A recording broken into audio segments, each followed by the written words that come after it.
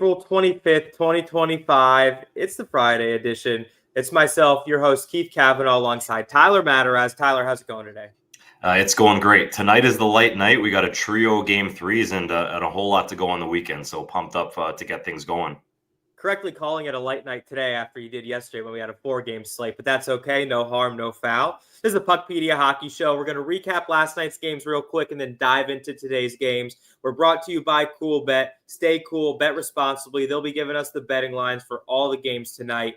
And I think let's just dive into the recap right now. We had the Battle of Florida, where the Florida Panthers took a 2-0 series lead, also winning that game 2-0 last night. Just another masterclass, I think, from the Florida Panthers. We have, as everyone expected, Nate Schmidt leading the way with 3 goals in 2 games. The Lightning offense just not really producing when it matters, although Sergei Bobrovsky has played really well this series. He saved almost 2 goals above expected last night. Any thoughts there? Well, Nate Schmidt, yeah, if you're rocking 88, I said it in one of our other shows, like you better be scoring goals in the playoffs, and that's what he's doing. So never would have had Nate Schmidt tied for second in goals in the postseason this early on, but they just needed 1 goal. The Cats played great defensively in front of Bob. He made some big-time saves in the third period. The Lightning were moving the puck pretty well, but like when Kucherov doesn't have a shot, when Gensel doesn't have a shot, it's not really the recipe for success the Lightning are looking for. It's definitely not. And I think the one thing that everyone from this game is talking about is that Brandon Hagel kit on Alexander Barkov. Seth, if we can get that up and on the screen here. I think for me, like, at first I really didn't think it was that dirty of a hit because there's no head contact. He kind of just lays into him. But I see the discourse online and where people are counter-arguing is that Barkov never really touched the puck, and he was clearly almost like a defenseless player. So from that perspective, I understand it. Hagel does have a hearing with the Department of Player Safety today. I think I'd be surprised if he got a suspension, but at the same time, they've been a little so inconsistent throughout my time, like the last few years. So I don't really know how to take it. What are your thoughts on the hit? And then do you think there will be a suspension from that? Yeah, so do I like the hit at that time in this series from Brandon Hagel? A little. It's a dangerous hit. I feel for Alexander Barkov. I feel for the Florida Panthers. Their captain took an absolutely stupid hit from Hagel without the puck. So is it head contact? No. It's shoulder to shoulder. You can argue shoulder to the front of his chest. Then it's just a dumb play at that point by Hagel. You can argue it's not a hockey play. You could probably argue that it is a hockey play because Brandon Hagel is just trying to do something to kind of toe the line here and maybe get the momentum shifted to the Tampa Bay Lightning side of things. But and I don't think I'm surprised about anything anymore, Keith. Like whether he gets a game or not, I think 5 for interference was probably enough for me. Even if they just gave him 2, I thought that would have been fine as well, but it gave them the chance to review it. They kept with the 5. So if he gets a game, if not, I'm okay with it. And I would have loved to see at the end of the game, maybe a little retribution from the Panthers. There was a lot of talking going on with Tkachuk and Marchand, pretty much saying we're going to get Nikita Kucherov next game. Wouldn't have minded to see it like in the last few minutes of that game, but it obviously brings some fireworks in the next game in the afternoon coming up on Saturday. Yeah, we'll see what happens in that as the series shifts from Tampa to Florida. I never thought the Lightning were going to go down 2-0. I feel like a freaking idiot because I overlooked the defending Stanley Cup champion Florida Panthers. I thought the Lightning were going to win the series. I didn't think it would be a cakewalk, but I thought that Florida would be fatigued from making the Cup final the last 2 years. So I thought Tampa was going to have, win this game, win this in like 6, maybe 7 games. But I really thought Tampa was going to take care of business, and now I just feel like a total idiot. I think most people were on your same wavelength, though. Like most people picked against the defending champs. They weren't playing great hockey near the end of the season, and we were just like, Tampa's playing some really, really good hockey. So we did overlook the defending champs. It's not over yet. Yes, they won 2 games on the road, but like, remember, it's John Cooper. It's the 2-time Stanley Cup champs. They won back-to-back in the last few seasons, so we can't count the Lightning out. If they go down 3-0, though, then we might be counting them out. And then from the Battle of Florida to the Battle of Ontario, the Toronto Maple Leafs. Is this their year finally? They're up 3-0 in the series. Seth, let's roll Benoit's OT finisher. In Game 2, he had the primary assist on Max Domi's OT winner. And in Game 3 here, just like an easy shot off the faceoff, beats Linus Ullmark, who we'll talk about in a second. But the Toronto Maple Leafs up 3-0 on the brink of a sweep that Tyler will be attending on Saturday. So tell me more about this series and how excited you are to bring that broom into the Canada Tire Center on Game 4. Yeah, the milkman delivers, Keith. I think they were calling him the milkman last year because he loved drinking milk. But when you're getting offense from players like this, it's reminiscent of what Corey Cross did in a game 3 back for the Leafs in 04 in the Battle of Ontario. So a defensive defenseman scoring an overtime goal doesn't happen a lot. Like, we remember him in Anaheim. I think in his last year in Anaheim, he almost won the Green Jacket. His plus minus was so bad. So it's good to see Benoit doing stuff. Like, end of the second period, he blocked like 2 straight shots. He's an absolute monster with shot blocking. So when he can provide some offense, it's great for Craig Berube. And yes, I actually might be selling brooms in Ottawa. I think that might be a good little business for a lot of Leaf fans that are attending. So might come back on Monday with some money in my pocket. And I would like to mention I correctly predicted Brady Tkachuk to get on the score sheet last night. He had the tying goal to force that game to overtime. But on the flip side, too, before we actually get into that, I want to talk about that Matthews-Marner goal, Seth. I think if you have that video as well, that goal was a thing of beauty right here. I mean, let's look at this here. Just like Mitch's pass is so ridiculous. Ullmark wasn't even looking at the puck by the time it's past him in the net. I mean, I got nothing else to say about that. Just wow. No, ridiculous is an understatement. We saw Marner doing this in London in the OHL, and he's carried that into his time in the NHL. He's still one of the best players, whether you love him or you hate him. I know some Maple Leafs fans are on the fence, but the way Marner's playing right now, he's really turned it around from his last couple playoffs where he hasn't really done much. So if Matthews and Marner and Nyes on that top line are doing what they're doing right now, this is a scary Maple Leafs team heading into the second round and maybe beyond that. Yeah, and especially if we look at on the other side, on the Senators side, Linus Ullmark, he has -4 goals saved above expected in 3 games. He signed a 4-year, $8.25 million contract extension, but that hasn't even kicked in yet. So he's on the hook for 4 more years after this year. This is the guy who you brought in to solidify the goaltending. Last year, they had the Korpisalo mess that they got out of when they made the trade with the Boston Bruins. And now this year, you think that this guy is hopefully going to help us, be the force behind us on defense, and it hasn't really played out that way. No, not at all. And we know Allmark's numbers in the postseason in the past, they haven't been great. I'm not really one to be like, all right, those past numbers mean something to the present, because they certainly don't. But maybe it's just something mentally for Ullmark. And it's not like he's played horribly. The play we just showed there is a ridiculous pass by Marner, which he can't do anything about. And his team in front of him is actually playing pretty well. They just can't get the results and the win. So hopefully Ullmark can do something better on Saturday. Like, when's it time for Forsberg maybe? When's it time for Levy Maryline? I don't know, but Ullmark might not be the answer if this series can maybe go 5, 6, or potentially 7 somehow. And another series is on the verge of a sweep right here. But as we're going to keep it moving here, we got the Vegas Golden Knights and the Minnesota Wild last night.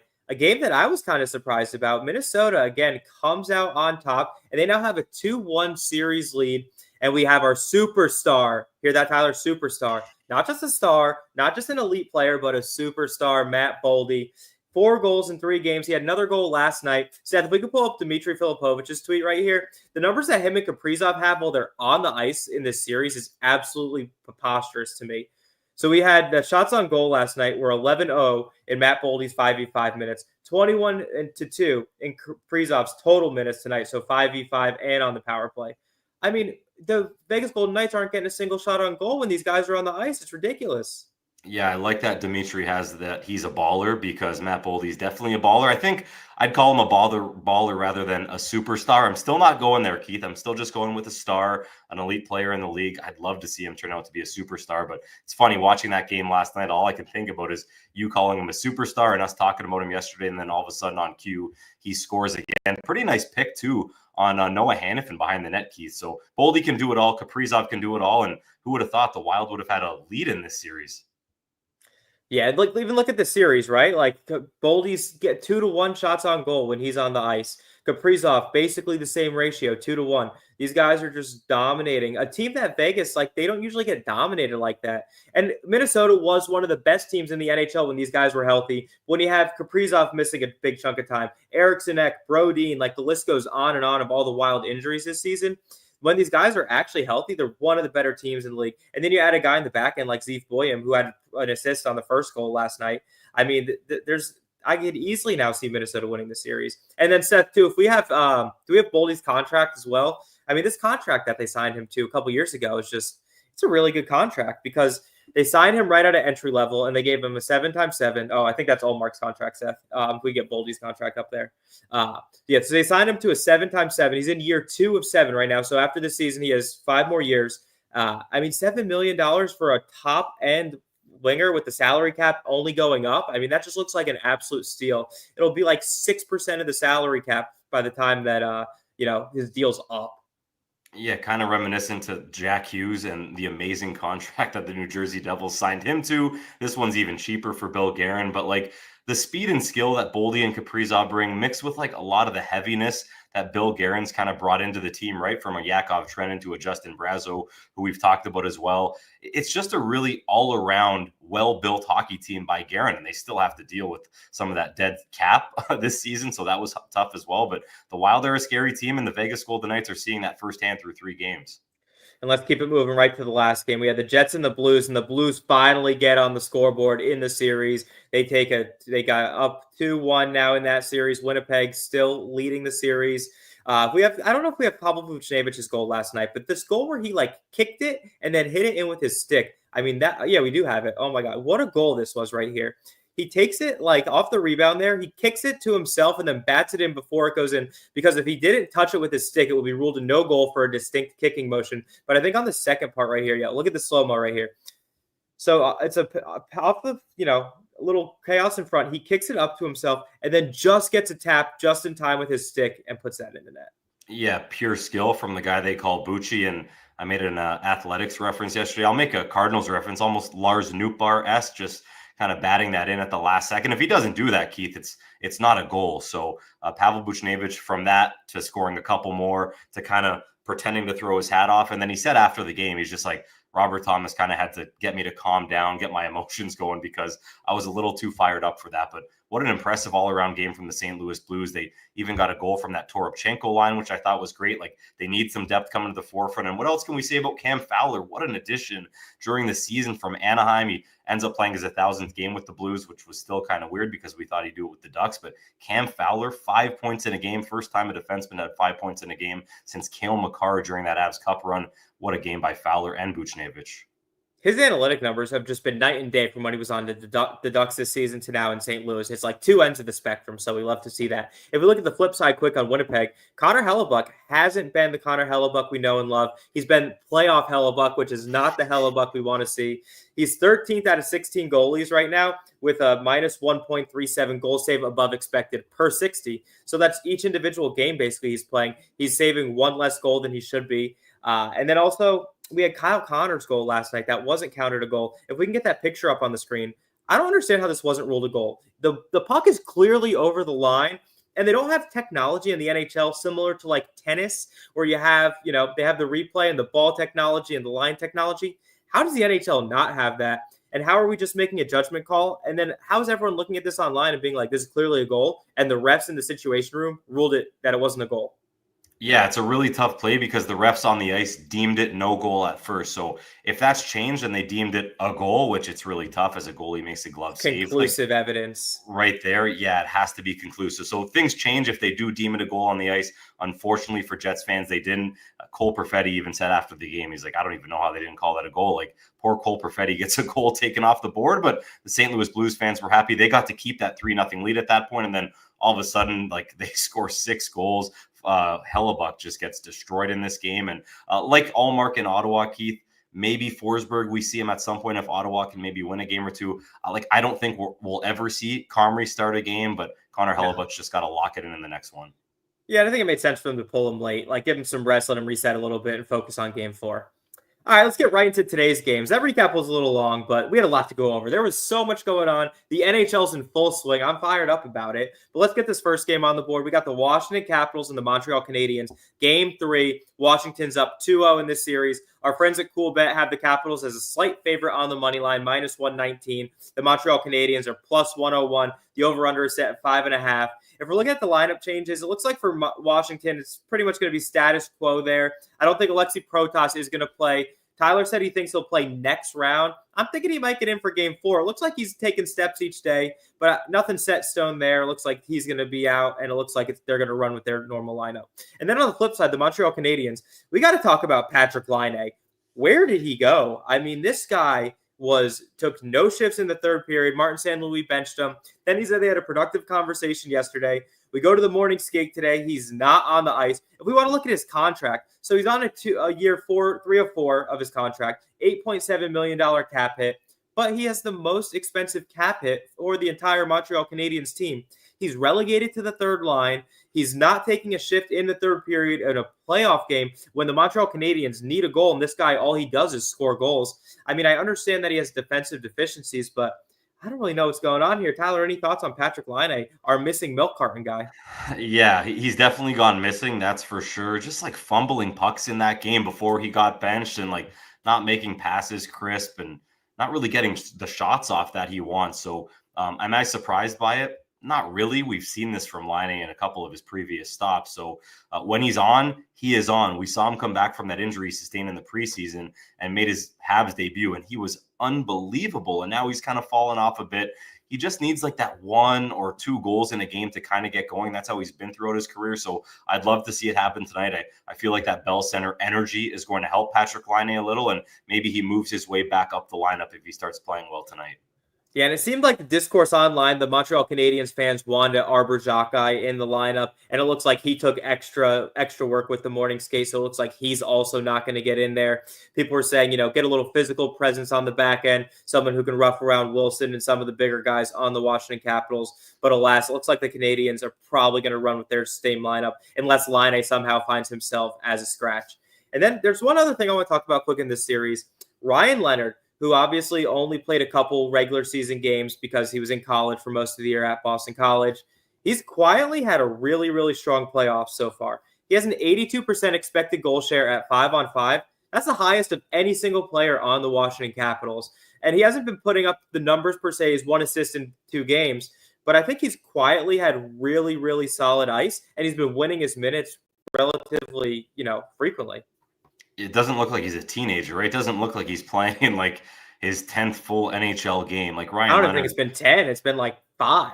Yeah, he's barely played hockey, and the stories that he probably already has from Ovechkin's record-breaking game to playing in some postseason games now, it looks like he's been in the league for a few years, which is a scary thought for the rest of the NHL, right? Like coming in, playing a man's game, like he's still a boy, as we know, coming straight out of college, but you said all the numbers. Like it just proves how good of a hockey player Ryan Leonard is. And like, obviously once Ovechkin leaves in a few years, hopefully not after next year, hopefully after a couple more, Ryan Leonard is going to take over this hockey team. Like Ryan Leonard is going to be Washington Capitals hockey, and I'm excited for it.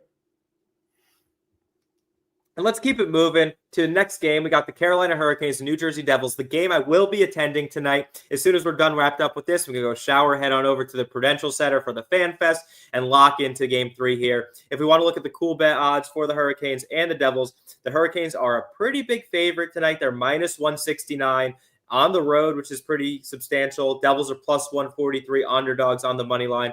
The over-under is set at 5.5. If we want to look at the lineup changes, look at that third pair on the left side on the defense. Jonas Siegenthaler looks like he's going to draw into the lineup tonight. He hasn't played a game since February 4th. It looks like he's going to be paired up with Simone Nemec. Head coach Sheldon Keefe said he's going to take pregame warmups and see if he can go. He said he'll probably be a limited participant in the game. But that's a big for the Devils, especially with Brendan Dillon and Luke Hughes being ruled out again for this game. It's going to be tough. And then on the Hurricane side of things, it looks like it's going to be status quo, as it should be. They've looked really good so far. Yeah, you wonder if they're rushing Siegenthaler back just a little because Dillon and Hughes are still out. You hope not. You hope he's close to 100%, but I'm excited to see big number 71 back in the lineup. Keith, I know you're devastated that your guy Dennis Cholowski's not in anymore, but he'll have to wait and eat some popcorn up in the press box with a couple of the other boys. But let's see what the Devils do. Like plus 143 tonight. They're at home. You're in attendance. Like I feel like tonight's the night for the Devils to get a win in this series. So I hope they do. I don't want to see short series during the Stanley Cup playoffs. I want to see series at least go 6. Obviously 7 would be ideal, but we'll see what the Canes bring on the road. They've looked great through 3 games, 2 games. Freddie Anderson has been unbelievable, but you can beat him. We've seen it in the past in the postseason, whether it's in Carolina or Toronto. He's a beatable goaltender, and hopefully Meyer or Hischier or someone on the Devils team can do it a couple times tonight. Yeah, and credit to Freddie so far. Like, he has played really well, but he hasn't proved that he can do that sustainably over a series or over a playoff run. I'm interested, too. Now that the Devils are home, they have last change, right? So I'm interested to see in some of the ozone faceoffs if they really load up with running Hischier, Meyer, and Bratt on the same line, getting them out there when they can make sure that Stahl and Slavin are not on the ice for the Hurricanes. It looks like they're going to split them up at least to start, which makes sense. But I see Sheldon Keefe He did a lot of that in Toronto too, loading up with, Marner, Matthews, and Tavares or Nylander, whoever the case may be. But I can see some of that happening tonight. But I'm excited for this game. I think that the Devils, if they had a chance, it's tonight. They have the home crowd really fired up, down 2-0. This is the kind of games I feel like that the home crowd can get behind them and really push them towards the win. So we'll see what happens. I'm also excited just to see some of these fun items that are at the game tonight. Seth, if we got these pictures of these items that Greg Wyszynski sent from ESPN. So Devils are going to have some cool stuff. I have my eyes mostly on the beer stick. I think that's just more up my alley, easier to drink. Something I have to come home with, obviously, and drink out of in the next episode. But also the cocktail bucket looks interesting. It just looks like a plastic bowl with a puck sticking out of it. And then the goalie mask. I mean, who doesn't love chicken tenders and fries at a hockey game? I might get that if I'm in the mood for chicken tenders tonight. We'll see how many souvenirs I end up with. Keith, if you do not come to the Monday episode with this draft beer hockey stick, I think me and Seth will both be disappointed. So please have a beer out of that for us tonight. And maybe it gives the Devils some luck. It looks like there's a straw on it as well. I don't think I've ever drank a beer out of a straw, but that could be a first for you tonight. That actually, I didn't even see that. That looks ridiculous. I'll have to figure out the aerodynamics behind that. Also, it is interesting. Those things look like they can kind of get launched on the ice. I'm interested to see how many of those end up on the ice if there's a bad call or if the Devils win in overtime and the fans are going nuts. Just don't throw yours, Keith. Just don't throw yours. Mine's cat. The only reason I'd get it is to keep it. Nice. All right, and then the last game on the docket for the night is the Los Angeles Kings and the Edmonton Oilers. If we want to get those odds going, we got the LA Kings. They're underdogs tonight, up 2-0 in that series. They're plus 120 on the money line. The Edmonton Oilers are minus 141. The over-under is set at 6. And the Edmonton Oilers put their entire lineup in a blender. Chris Knobloch said the first two games what we had going was not getting it done. And we're going to try something different tonight. So they're going to load up that top line with Draisaitl, McDavid, and Hyman. Nugent Hopkins is going to go from the third line center up to the second line center. We have Klingberg on his offside paired up with Evan Bouchard. They're splitting up the Bouchard-Nurse pairing, which actually has done pretty well in their minutes in this series. So I was a little surprised to see that. And then obviously in net, as we talked about over and over again, Calvin Pickard is getting the net. Stuart Skinner was 19th out of 19 goalies in the playoffs so far and goals saved above expected, over 60 per 60. So I think it makes sense that they got to get something else there. And then on the Kings side of things, it looks like they're rolling with 11-7, although they haven't really been playing that fourth line at all, or the seventh D. Move rare. Is that how you say it? Move rare. I don't even. Moverari, even better. I think he had 2 minutes last game, and then your guy Malat and Hellenis also had like 3 or 4 minutes, maybe 7-8 shifts. So I think the Kings they've been tightening it up. They've been playing 9 forwards. They've been playing their 6D. Kemper and goal. Kemper's look good so far. So we'll see how this one plays out. You got any thoughts on this one?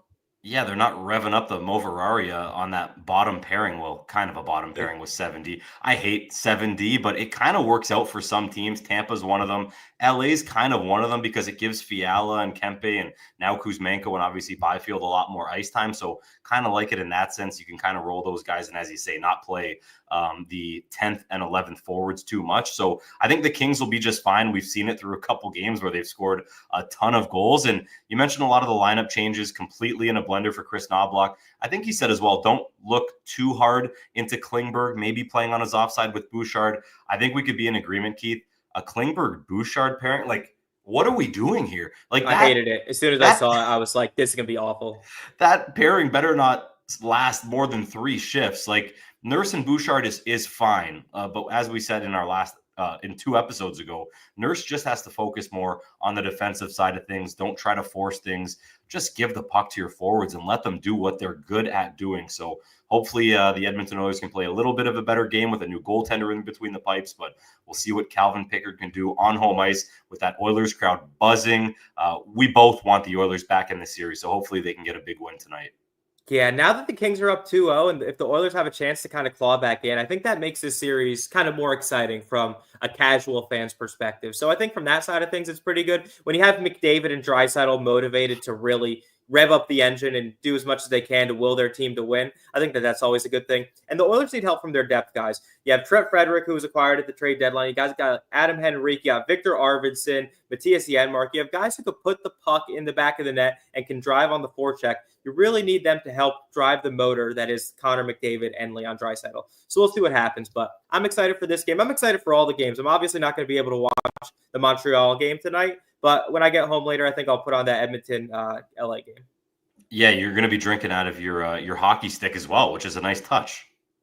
Yep. So this is our last show for the week, Friday, but we'll go over a quick weekend preview just so you guys can kind of get over it. So if we look at Saturday, I mean, I love the scheduling for these games this weekend. You have it spaced out so you get one game. You basically get 12 straight hours of hockey. You're getting a 1 p.m., 4 p.m., 7 p.m., 9:30 p.m.